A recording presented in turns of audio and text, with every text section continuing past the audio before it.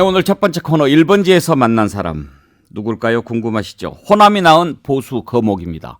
이정현 새누리당 전 대표 모셨습니다. 어서 오십시오. 반갑습니다. 거목은 아니고요. 아직은 예. 잡목입니다. 호남 출신으로 보수 정당의 대표가 됐을 때 참 대단했죠. 역사상 정당 사상 처음 아니었나요? 뭐 역사적으로는 모르겠지만 하여튼 근래에는 드문 사례이기는 했습니다. 예. 그나저나 총선 끝나고 좀 조용하셨는데 어떻게 지내십니까? 정치인들은 조용해도 조용하지 않습니다. 많은 사람들 만나고 있고요. 예. 전국적으로 많이 돌아다니기도 하고 특히 예. 호남 쪽에 대선을 앞두고 좀 관심을 많이 보이고 있습니다. 이번에 국민의힘에서 선대위 출범하는데 혹시 뭐 와서 도와달라 이런 얘기 없었습니까? 저는 이제 오랫동안 이렇게 정치 그 중요한 일들을 많이 해보다 보니까 예. 그런 제안하고 이런 부분들 이렇게 은밀하게 내놓는 대화는 그냥 은밀하게 보존을 합니다. 예. 그 정도로만 말씀드리겠습니다. 은밀한 얘기를 은밀하게 안 해서 좀 시끄러운 일들이 많이 있는 것 같은데. 맞습니다. 예. 그러면은 지금은 정현거사입니까? 종로거사입니다. 종로. 종로에 사무실을 내놓고 있습니다. 종로에. 네, 앞으로 좀 우리 프로그램에 네. 그러면 지금 어디 특정한 선대위에 몸담고 계시지 않으니까 네. 좀 나와서 전체적으로 대선판 돌아가는 것, 정치권 돌아가는 것, 코치도 좀 해주시고 훈수도 좀 해주시고 그러면 좋겠는데. 코치 훈수까지는 제가 좀 제 분에 넘치고요. 저는 아주 기쁩니다. 우리 광주 방송이 최초로 이렇게 광역 예. 방송 센터를 만들어 가지고 전국에다가 예. 어쨌든 이렇게 좋은 그런 프로그램들을 쏜다는 게 너무 호남 사람으로서 기쁩니다. 그래서 아주 작은 예. 아주 작은 돌 하나라도 좀 놓고 싶습니다. 만약에 감사합니다. 기회를 주신다면 예. 그동안에 한 37년 정치를 해왔습니다. 예. 경험을 살려서 지금 이번에 대선 워낙 중요하니까 객관적으로 한번 와서 우리 앵커님과 말씀 좀 나누었으면 좋겠습니다. 이 대표님 뵐 때마다 호남 사랑이 뚝뚝 묻어 나오는데 그 호남 사랑은 물론 우리 호남 출신들이 태생적으로 사랑하지만 특별히 정치하면서 더 호남 사랑이 생겼나요? 처음부터죠. 저는 DNA라고 생각을 합니다. 예. 호남에서 나와서 호남에서 컸고 지금도 어머니가 곡성에 계시기 때문에 한 달에 한두 번씩 꼭 하고 매일 통화를 하고 또 거의 모든 진심된 그런 인연들이 예. 이제 그쪽이다 보니까 그분들의 정서를 잘 알죠. 근데 다만 이제 정치에서 제가 그렇게 하는 이유는 예. 정치에서 그렇게 하는 이유는 그냥 보고 논평론으로 끝나는 것이 아니라 뭔가 반영을 해야 되는데 어떤 사람은 호남을 위해서 비판적인 반영을 할 수도 있고 저 같으면 하여튼 이쪽에 있든 저쪽에 있든 여당이든 야당일 때든 뭔가라도 하나 챙겨가지고 꼭 그렇죠. 챙기고 호남 발전에 예. 챙겨야 되겠다고 하는 그런 일념입니다. 제가 기억하기에 전라남도 도청 공무원들한테 그때 당시 가장 인기가 좋았던 국회의원이었을 겁니다. 워낙 지역 예산에 인기는 애를 모르겠지만 쓰셨는데. 제가 처음에 비례대표 국회의원으로 예.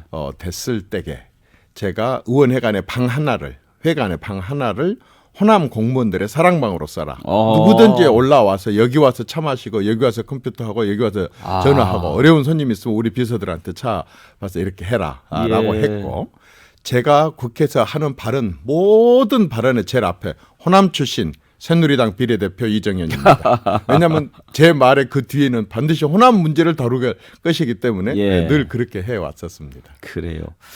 지금도 고마워하는 공무원들이 많이 있고 어머님은 건강하십니까? 87세 이제 예. 내년에 88세인데요. 뭐 어느 어머니나 다 마찬가지겠지만 젊은 시절에 뭐 거의 등뼈가 내려앉도록 목뼈가 내려앉도록 이제 일을 많이 해놔서 많이 구부러지고 하셨었지만은 아직도 건강해서 저는 너무 행복합니다. 곡성 구례 그쪽이 장수 마을 장수 아닙니까? 마을이죠. 예. 일단 그만큼 발전이 안 됐다는 얘기죠. 근데 그쪽에 그렇게 건강하게 오래 사시는 어떤 그 이유가 과학적으로 좀 나온 게 있습니까? 우선 물이 굉장히 맑고요. 아. 산 안반수라든가 이런 물이 우선 좋고요.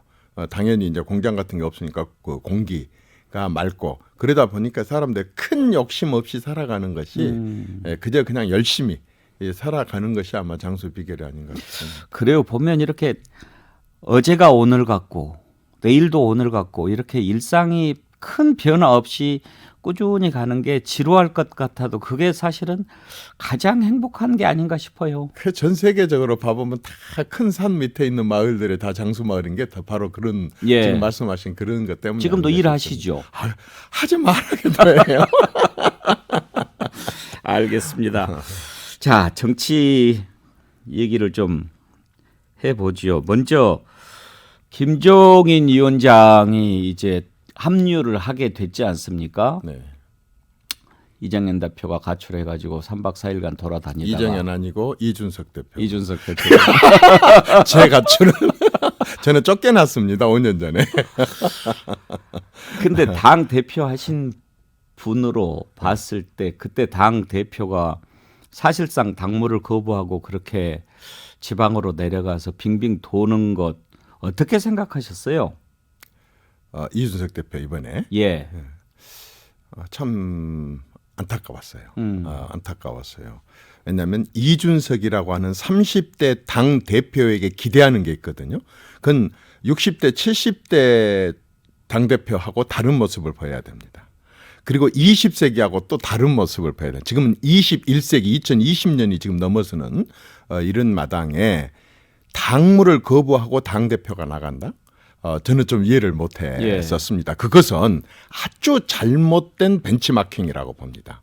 예를 들어서 대표. 김영삼 대통령이 되기 전에 예. 또 노태우나 그 당시에 박철원하고 싸우면서 그랬고 그때 JP가 또- 몽리라고 그랬죠. 예. 그런데 또 JP 자신도 몽리를 부렸어요. 박태준이도 그랬고 예. 그리고 김무성 나르샤도 그렇고 이 몽리 정치 이건 어른들이 하면 몽리라고 하는데 애들이 나 학교 안 갈 거야. 나 밥 안 먹어볼 거야. 예. 나 죽어볼 거야. 뭐 이렇게 하는 것은 투정입니다. 예. 이 몽리 정치, 투정 정치는 30대 당 대표, 미래가 창창한 정치 지도자가 될 사람이 보일 수 있는 최악의 이번 행태였고 그것도 국민의힘 또 국민의힘 지지자 그거 말고 민주당 지지자는 아니지만 중도 지지자 이번에 정권 교체를 한번 해볼까? 그래서 이쪽을 쳐다봤을 때 이 당의 지도력을 보고 많은 실망을 줬을 겁니다. 대단히 잘못된 선택이었습니다. 예. 어쨌든. 부정적으로 보셨군요. 아무튼 뭐 당 내에서도 걱정이 많았고 그랬는데 저는 궁금한 게요. 이제 우여곡절 끝에 윤석열 후보랑 만났습니다. 윤석열 후보가 안 내려갈 수가 없게끔 인터뷰도 하고 또 뭐 방송에 화상으로 출연도 하고 그러는데 쭉 그 내용을 들어보면 이래도 안 내려올래? 그러는 것 같이 들립니다. 물론 뭐 그렇게 불러내린 거죠. 예. 사실은 그대로 끝까지 가려고 생각하지는 않았을 겁니다. 어쨌든 정치하는 사람이고 당대표고 그러나 다른 것 모든 것을 떠나서 정권 교체를 해야 된다라고 하는 수권 정당의 당대표라고 한다면 자기가 이런 식으로 끝낼 수는 없었을 겁니다. 그렇지만은 월요일 날 즉 오늘이죠. 선대위 발대식이 있는데 안 내려오고 배기겠느냐라고 하는 그러한 이제 압박, 예. 압력 그런 것까지 계산이 아마 됐을 겁니다. 그런데 이게 이제 단독이 아니잖아요. 김종인 씨도 어쨌든 좀 밖에서 있는 상태였었고 예. 홍준표 씨도 밖에서 엉망됐었고 그런데 아주 정말 그 윤이 정말 운이 좋았던 것 같습니다. 예. 운이 왜냐하면 그 아까 세 사람의 문제가 공교롭게도 짠 건 아니지만 공교롭게도 한꺼번에 예. 해결이 됐어요. 물론 이게 봉합인지 미봉으로 봉합을 한 것인지 이제 정말 한 팀이 돼가지고 가려고 하는 건지는 이제 지금부터 지켜봐야 됩니다. 예. 지켜봐야 될 문제이기는 하지만 저는 이제 윤석열이한테 하나 평가를 예. 할 것은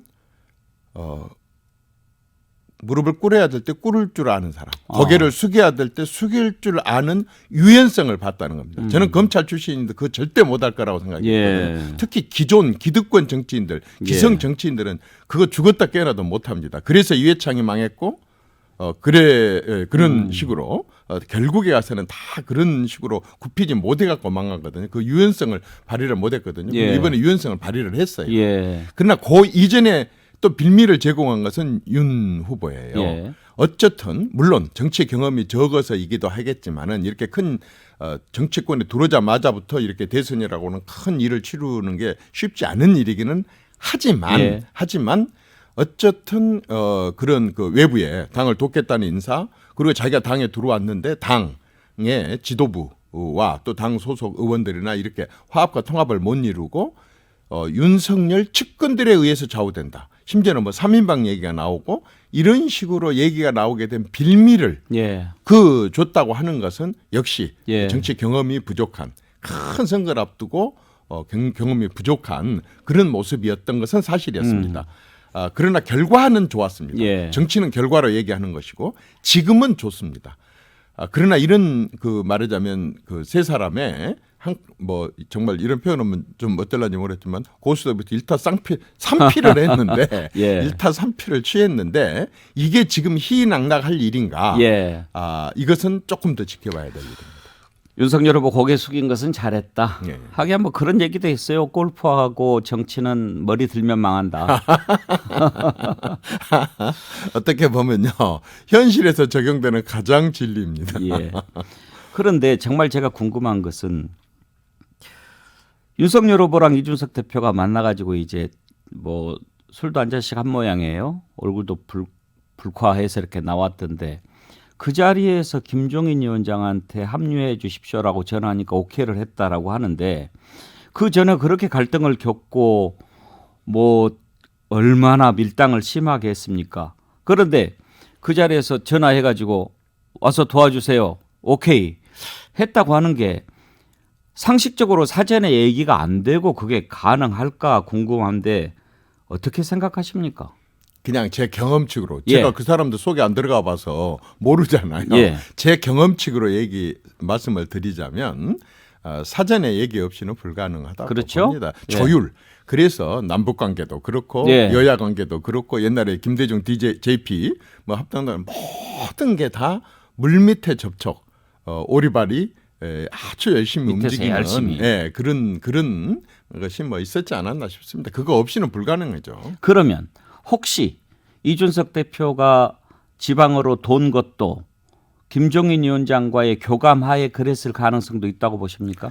저는 처음에는 그러지 않았다고 봅니다. 상당하게 그냥 언론에 보도된 것만 술 마시다가 문자 넣고 말하자면 페이스북에나 예. 이런 데다가 글 띄우고 그리고 또 그 다음날 또 이렇게 딱 내려가고 이런 건 상당히 욱 하는 것이 예. 있었지 않았느냐 싶고 그 뒤에 이제 저질러 놓고 그 다음에 수습. 예. 근데 처지가 비슷해요. 이나 김이나. 예. 그래서 동병상련하는 사람들끼리의 예. 어떤 교감 이런 것은 있을 수도 있고 뭐 없었다 손치더라도 워낙 가까운 사이이니까 이심전심으로 서로 충분히 얘기가 됐었었고 그러나 이미 결론은 나 있는 거예요. 그래서 이제 계속 완전 윤하가 완전히 등을 질 건가? 이도 김도? 그건 불가능합니다. 김이라는 분, 김이라는 김종인 위원장은 완전히 권력에서 떨어져 나가거나 현실에서 완전히 떨어져 나가서 살기에는 아마 금단현상이 일어날 분 같아요. 항상 모든 위기에 처한 정당, 이 당이고 저 당이고 예. 관계없이 관여를 해서 비대위를 맡았고 또 위기 관리를 해왔어요. 예. 그 사람은 운도 참 좋은 분이고 예. 실질적으로 연륜도 있는 분이고 비례만 다소의 카리스마도 있는 분이고 비례로만 4번인가 5번 하신 분 아니에요? 그렇습니다. 하여튼 근데 그게요 능력이 없으면 안 되거든요. 근데 그렇죠. 능력도 있고 카리스마도 있고 운도 있으면서 어쨌든 그런 찍기도 잘하시는 분이신 것 같아요.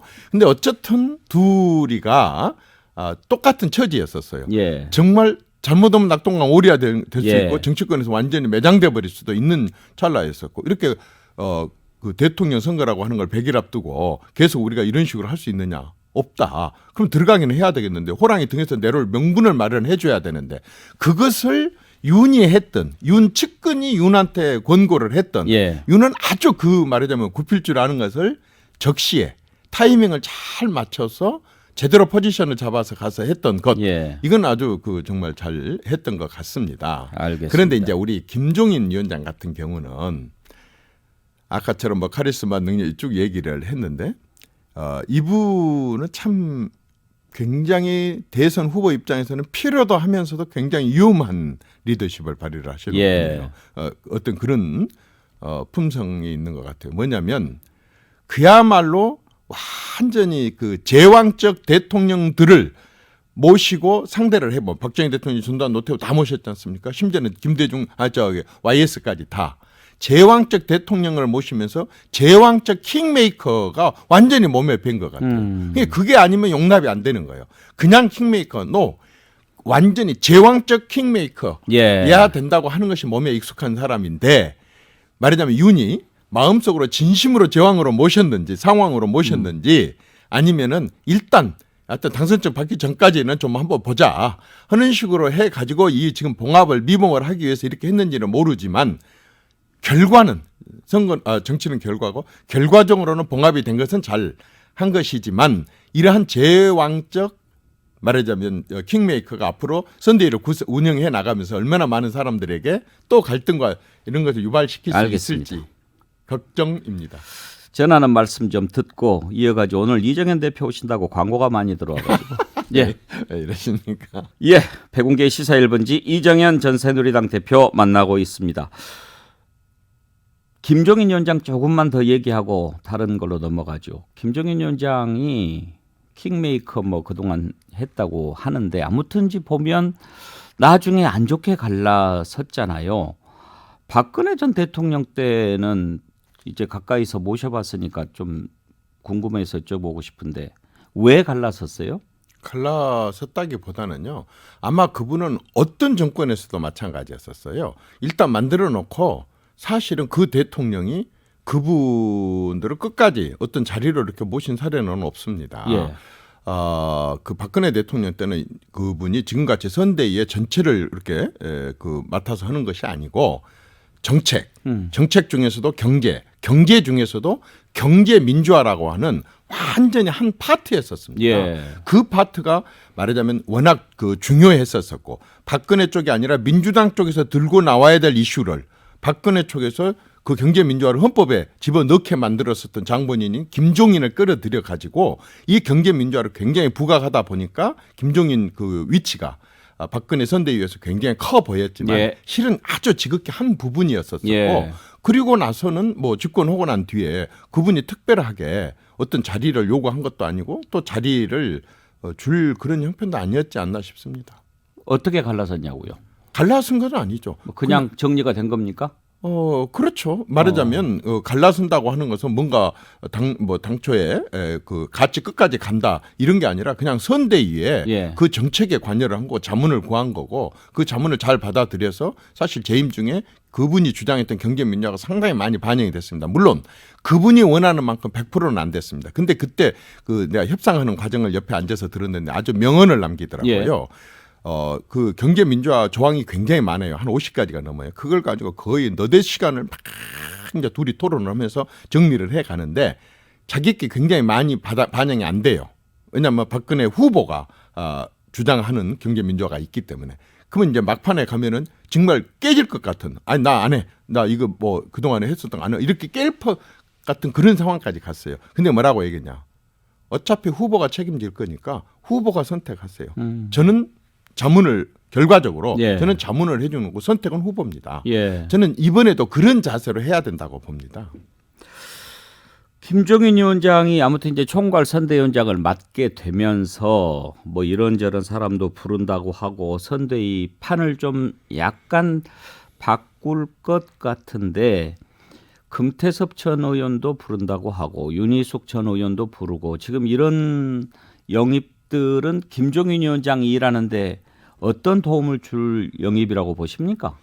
일단 김종인 위원장께서 생각하시는 그분은 다른 모든 걸 떠나서 아마 경제 분야에 대해서 굉장하게 그동안에 그 말하자면 보수 너무 지나치게 시장주의 지나치게 자본주의로 흐른 것에 대한 그 약간의 교정 그런 역할을 하게 될 것이나 그런데 그런 과정이 아까 윤희숙이나 앞으로도 또 더 영입을 하겠지만 그런 정도 역할을 할 거라고 봅니다. 윤희숙 씨가 무슨 윤희숙 전 의원이 정치를 아는 것도 아니고 그렇다고 해서 금태섭이 뭐 그 사람도 역시나 뭐 법조계에 있다 온 사람인데 정치 전체를 아는 것도 아닌 초선 의원을 했었던 사람에 불과하고 하기 때문에 그다지 큰 역할을 한다고 보지는 않습니다. 다만 주변에 이 거대한 조직에 김종인 사람들이 옆에 있는 것은 안도가 되겠죠. 그러나 윤 후보 입장에서는 김종인 씨가 그런 사람들을 데리고 온다. 오케이. 그런데 그거 말고도 그보다 몇십 배, 몇백 배를 더 또 다른 많은 사람들은 영입할 겁니다. 따라서 김종인 방식으로, 김종인 체제로, 김종인 사람들로 선대위가 구성된다. 그건 아니라고 봅니다. 예. 김종인 위원장 관련해서 한 가지만 더 여쭤보고 다른 얘기로 가지요. 김병준 위원장도 겪어보셨잖아요. 두 분이 잘 맞을까요? 그건 잘 모르겠어요. 두 분의 관계는 잘 모르지만 이제 김병준하고 사이가 나빠진 것은 김병준 그분이 홍준표 씨가 얘기하는 말하자면 그 과거에 김종인 그분이 그 과거에 비리로 한번 검찰 수사를 예. 받은 적이 있지 않습니까? 그 부분에 대해서 홍준표 입장에서 좀 비판적인 그 발언을 한 적이 있었어요. 그래서 그게 언론에 대대적으로 보도된 적이 있었기 때문에 그 감정이 남아 있는 것으로 알고 그 외에는 서로 그다지 뭐 원수질 그런 일들은 없을 것 같지만 예. 그 감정이 남아 있는 것 같습니다. 그런데 이제 김병준 위원장 같은 경우는 사실 노무현 대통령이 굉장히 인정한 사람이거든요. 예. 아주 인정한 사람이죠. 그래서 청와대 주요 직책이나 정책을 다 맡았었고 마지막에는 교육 부총리까지 맡기고 그러나 이제 여러 가지 사정으로 인해서 본인이 그 자리를 수행할 수 없게 된 그런 겁니다. 그러나 거기 말고 노무현 대통령한테 인정받은 것 말고 그 외에 정치적인 것은 아직 검증된 바가 없습니다. 사실은 그 부분이 우리 윤석열 후보가 그 부분이 이렇게 검증 되지 않았거나 아니면 아직 정치 초년생들이거나 이렇게 연륜은 많이 있다 손치더라도 또 당직은 높다 손치더라도 정치 연륜이 적은 사람들이 굉장히 주변에 많거든요. 예. 이 부분이 독일 수도 있고 약일 수도 있습니다. 독일 수 있는 것은 그런 사람들의 판단이 어떤 위기 상황에 처했을 때 제대로 예. 대처를 못할 수가 있고 약인 것은 뭐냐면 참신하기 때문에 기득권 정치권에 함몰되지 않고 완전히 새로운 정치, 새로운 행태 이걸 할 수 있다는 점입니다. 알겠습니다. 시간이 너무 빨리 가는데요. 다음에 오시면 민주당 얘기부터 먼저 합시다. 이재명 후보가 아주 호남에 공을 많이 들이고 있는 것 같습니다. 지난번에도 3박 4일, 4박 5일이라고도 해요. 미리 내려갔으니까. 전남, 광주 돌고 또 이번에는 전북 갔습니다. 이렇게 호남에 거의 올인하다시피 초반에 시간을 많이 투자하는 이유를 어떻게 보십니까? 위기의식이죠. 위기의식이라고 봅니다. 여러 가지 부분에 있어서 위기를 느끼고 있기 때문에 저는 그렇다고 생각합니다. 그래서 주 지지 기반에 가서 그렇게 하거든요. 김대중 대통령 같은 경우는 가급적이면 호남에 가지 않겠다. 자극하지 않기 위해서 호남에 가지 않겠다라고 하는 전략을 썼지만은 지금 이 후보 같은 경우는 호남에 가서 올인한 이유는 그만큼 지금 흔들리고 있다는 거죠. 위기의식의 발로라고. 왜 호남이 흔들린다고 보십니까? 당연하죠. 우선은 경선할 때는 지지율이 높게 나와서 당선 가능성이 높게 이렇게 봐서 썼는데 그 이후에 경선 이후에 터져나온 여러 가지 추문들이 호남 사람들조차도 그 부분에 대해서는 상당하게 그 공유 좀 좋지 않은 부분들에 대한 감정을 공유하는 분위기가 없지 않다고 생각을 저는 합니다. 그러면서도 호남 출신이 아니기 때문에 아무래도 호남 출신들의 보다는 훨씬 그런 추문이 있거나 그런 안 좋은 것에 대한 공유가 있을 때 쉽게 흔들릴 수도 있지 않겠느냐라고 하는 위기감 때문에 먼저 집토끼부터 잡아놓고 보자 하고 아마 내려가는 그런 것이 아닌가 싶습니다. 지금 호남의 표심을 어떻게 보고 계십니까? 호남에 관심 계속 갖고 계시잖아요. 네네. 솔직히 말하자면 저는 변함이 없다고 생각합니다. 그냥 딱 이렇게 질문을 하면은 저는 답일 거랍니다. 내일 만약에 선거를 한다면 이재명이냐 윤석열이냐 그러면 이재명이라고 생각합니다. 그것도 역시 지금까지 해왔던 것처럼 압도적일 거라고 생각을 합니다. 이런 저런 것으로 해서 침묵을 하거나 답변을 보류를 하는 사람은 있을 수가 있지만 그러나 당장에 내일 선거를 한다면 라고 묻는다고 한다면은 아마 거의 이재명으로 저는 호남 민심의 표심에 크게 변동이 없을 것이다. 다만 지금 침묵하고 있는 것을 가지고 또는 10%, 15%, 20% 나온 걸 가지고 마치 호남 민심이 변한 것으로 이렇게 생각을 하지만 저는 아직은 호남 민심이 변했다고 보지 않습니다. 그리고 특히 윤석열 후보가 국정 운영과 관련해서 또 호남에 대해서 호남 사람들의 마음을 움직이게 하거나 변동을 갖게 할 수 있는 것을 아직은 제시를 하지 않았기 때문에 호남 사람들이 변했다? 그것에 대해서는 좀 동의하기 어렵습니다. 윤석열 후보가 전두환 발언 안 했어도 마찬가지였을까요? 저는 뭐 전혀 그것은 일시적인 거라고 생각을 합니다. 하지 않았더라도 호남 사람들은 솔직한 심정으로 호남 현지의 사람들은 윤석열이가 될까 싶어서 이재명을 찍는 겁니다. 이재명이가 좋아서 이재명을 찍거나 이재명이 무슨 정책이든 인성이든 또는 뭐 문재인 정권이 잘해서 이렇게 해갖고 그쪽에 이재명을 적극적으로 찍는다. 이런 사람들 저는 별로 만나보지 못했습니다. 윤석열이 될까 싶어서 이재명을 찍는 그런 성향, 아직은 그런 게 굉장히 강하다고 보고 그건 한마디로 말해서 그냥 묻지 마 라고 이기 때문에 지금까지도 그래왔고 이번 선거에도 그게 적용되더라고요. 알겠습니다. 오늘은 여기까지 하죠. 궁금한 게 많은데 절반도 못 물어본 것 같습니다. 죄송합니다. 제가 예. 요령이 없어서 말이 길었던 것 같습니다. 예, 다음 주에 그러면 또 나와주십시오. 네, 알겠습니다. 예, 고맙습니다. 네. 1번지에서 만난 사람 이정현 전 새누리당 대표였습니다. 전하는 말씀 듣고 2부에서 뵙겠습니다.